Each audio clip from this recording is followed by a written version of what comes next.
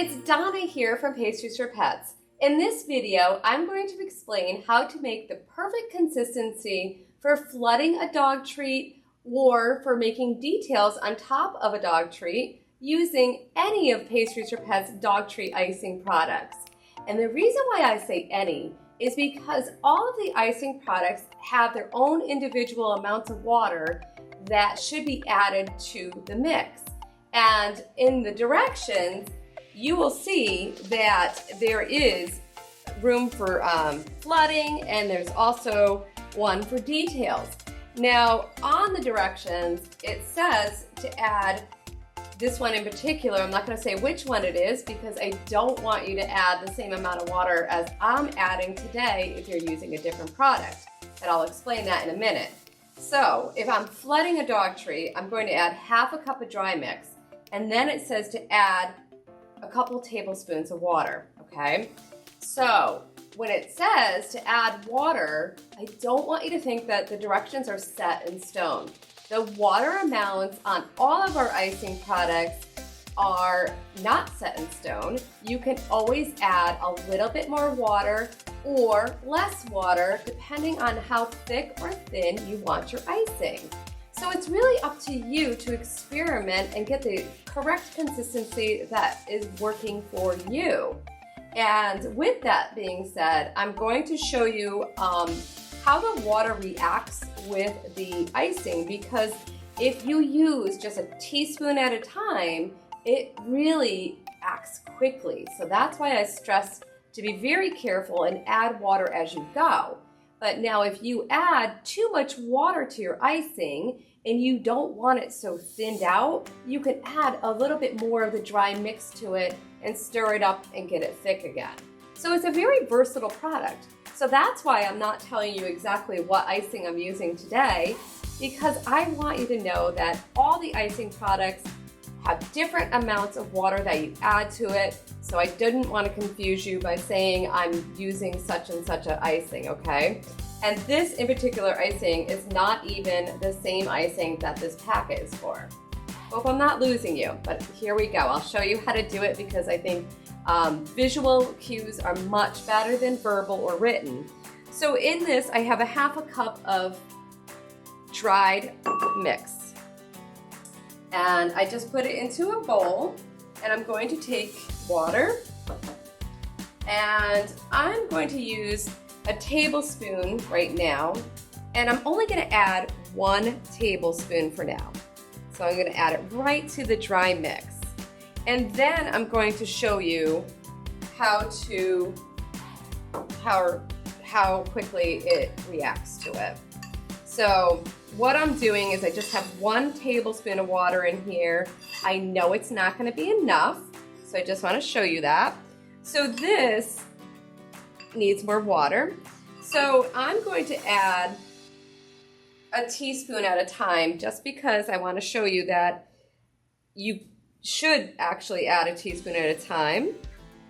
And I'm actually going to put 2. Now with the 2 teaspoons, it might be enough. Let's see. So I'm just going to mix this up. And the icing, you can mix with a spoon. It works very well. You can also add food coloring to it. And if you have a gel food coloring, you can add it after you mix the icing. And if you're using a powdered food coloring, which I will show you next when we do our details, you want to do it when it's a dry mix. But I'll show you all of this so I don't confuse you. So right now, this consistency is too thick. You really want a thinner consistency for the background of your treats, okay? So I'm going to add, honestly, a half a teaspoon more because it's going to react very quickly. So let's see how this goes. Basically, you want your flooding consistency to be in between, not too thick and not too thin. If you make it too thin, you will have a lot of air bubbles. So if that happens to you, then you are going to want to add a little less water the next time you do it. I'm gonna add just a couple of drops. I don't know if you can see that. It was probably about a 1/4 teaspoon more because I am looking for the perfect flooding consistency. And honestly, as you start working with our icing products, this gets a lot easier and a lot faster because you really get a good feel for the product. I'm going slow and adding just a little at a time just to show you how the icing takes shape. So once again, about a 1/4 teaspoon, just a little dab. This actually looks pretty good. And I know that because if I lift up the spoon and I drop it back in, the icing kind of melds right into itself. I could add a little bit more actually because I could still see it. A good rule of thumb is to count to 10 to see if the icing goes right back into itself, meaning you can't see any lumps on top. So I'm just gonna add just a little drop. Okay, now this is probably gonna be a good consistency.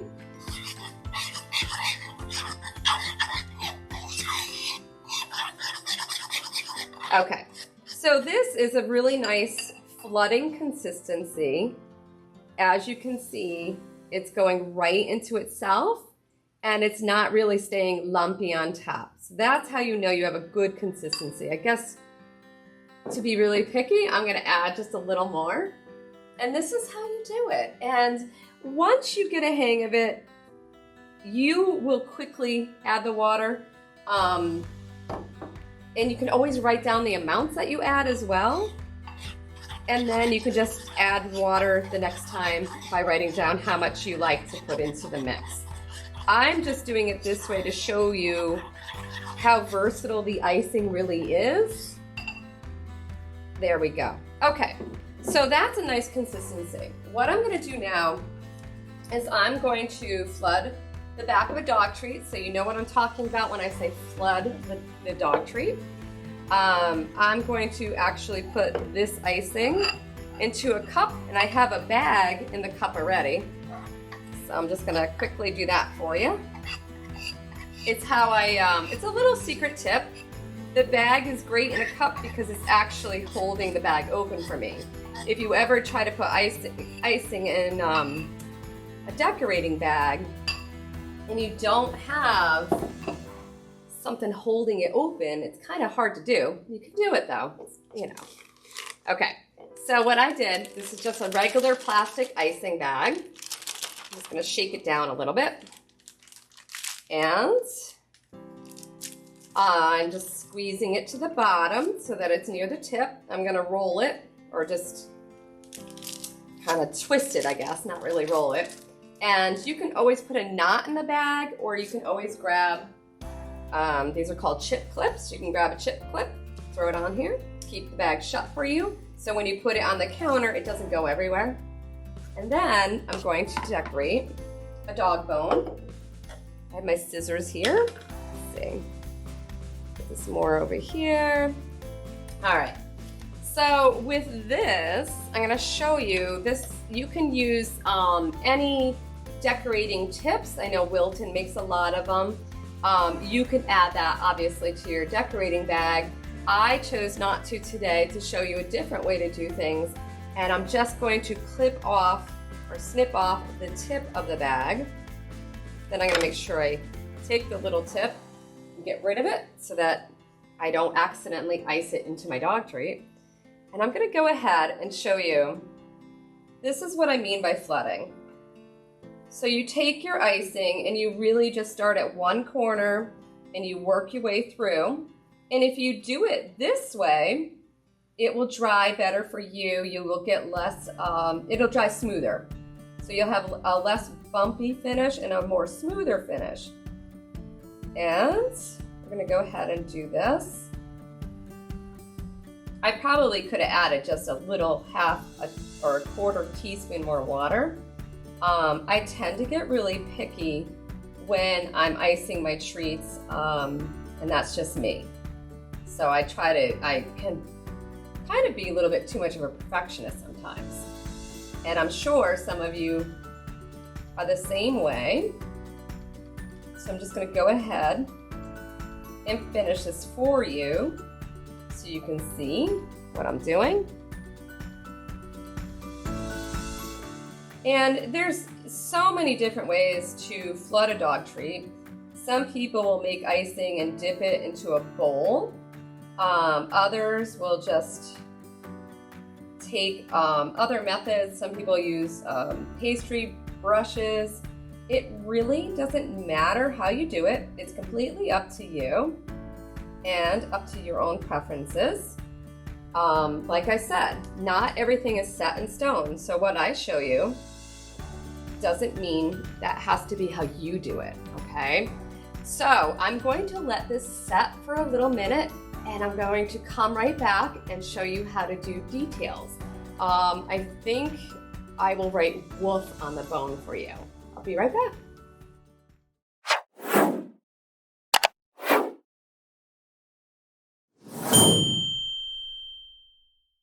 All right, now I'm going to show you, even though all of the icing directions give you amounts in half cups and full cups of icing mix, you can make icing out of a quarter cup. So if you only need a little bit of icing, you could do 1/8 of a cup, you could do 1/4 of a cup. Like I said before, nothing's set in stone. So if you do a 1/4 cup, you're going to add less water, of course. But now that you know that you can add water a teaspoon at a time, this is going to help you a lot. So I added a 1/4 cup to my bowl, and I'm going to use some of our food coloring, and it's all natural, and I chose yellow.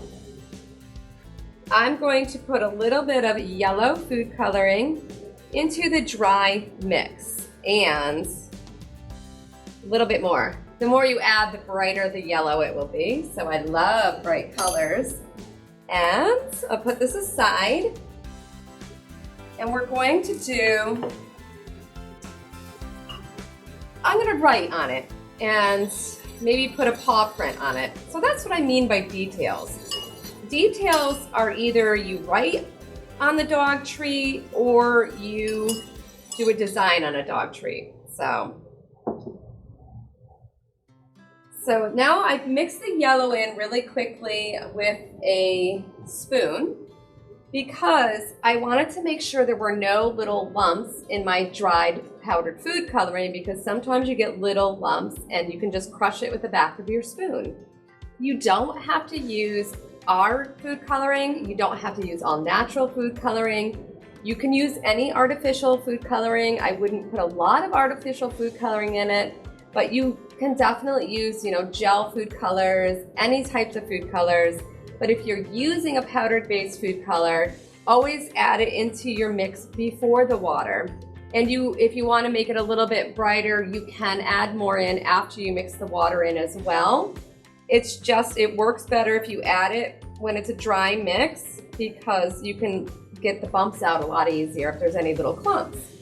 If you're using a gel food color, you can mix your icing with water and then add your gel food coloring. If you're using a liquid food color, you want to make sure you don't add a lot of water up front, because the liquid food coloring is liquid. So it's going to act just like the water acts when you add it to the mix.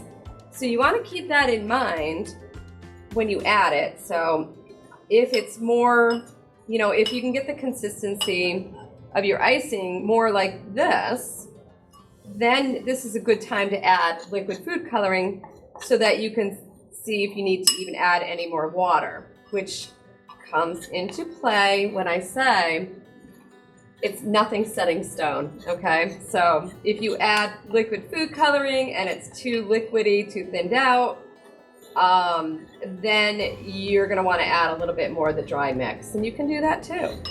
So this is actually a nice detailed consistency for detailed, Because see how it's not falling off the spoon as easy? That's gonna work out very nice. Now, I'm going to put this in an icing bag as well. And I want to let you know that if you were to do the icing and you made it really, really, really thick and it curves out of the bag like this, when you're piping it onto your dog treat and you have to press it down with your finger just to get the icing out of the bag, it will fall off when it dries. So if it starts to curl up out of the bag, you know you need to add a little bit more water so it doesn't curl. And this is a nice consistency too. Now, if that happens to you, you can easily take the icing out of the bag, squeeze it back in a bowl, add a touch bit more water, mix it up again, and then decorate. You don't have to throw away your icing. You just add a little bit more water to it and you'll be writing and decorating very quickly. Okay, so this bag is a little bit different. It's actually, it has little guidelines on it for me. And it tells me on the bottom, you can see that? It has, I'm trying to get it on the camera for you. There's little lines, I don't think you can see them, but it shows me where I can actually cut. See if that helps. If it gives me little lines so I know where I can cut to write letters or if I want it to be a little bit bigger. But for now, I'm just gonna squeeze this down. I'm gonna knot it because there's so little in here. You can also cut the end of the bag off and make it a little bit smaller. So this way you don't have a lot of plastic hanging out. All these great tips. You guys are gonna be decorating like professionals before you know it. Okay, so now I'm gonna cut a little bit off.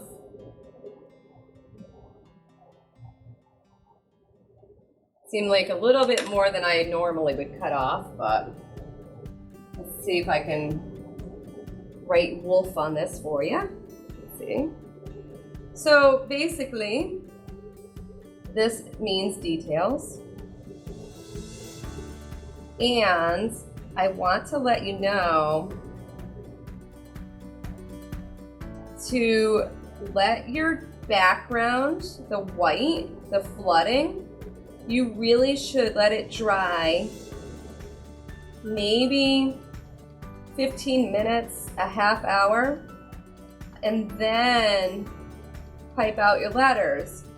Because if you do it too soon, the icing itself will go right back into the white and your letters will become like blurred. So this, as you can see here, let me move my icing bag, but I wrote wolf on this, and you can see the letters are pretty much sitting right on top of the white. So if I did it when the white was really, really wet, the wolf would kind of blend right into the white. So that's why we always tell people to let the flooding dry a little bit before you add your details. Now, there is another technique called the wet on wet technique, where you want to apply the next color on top of your flooded color because you want it to blend in. Like maybe you're doing polka dots or tie-dyed. That's the wet on wet technique, and that's when you have both icings wet and they go together, they blend together. But on this particular one, I wanted the wolf words to stand right on top of the actual white background. And that's why I let the white background set up a little bit, a couple of minutes. You can use a little table fan or a big table fan to let your dog treats dry quicker. You can also do all your flooding at once. Say I had 12 of these little bones. I could put them all on a tray or all on my table and do all the white first, the background like I did here. And then by the time I was done with number 12 or even 24, I can go back and probably use the detailed consistency already because they had time to set. So I hope this helps you. I have a lot more videos available on this website. They're all labeled for you to give you more pointers and tips so that you can be decorating and spoiling dogs just like I am.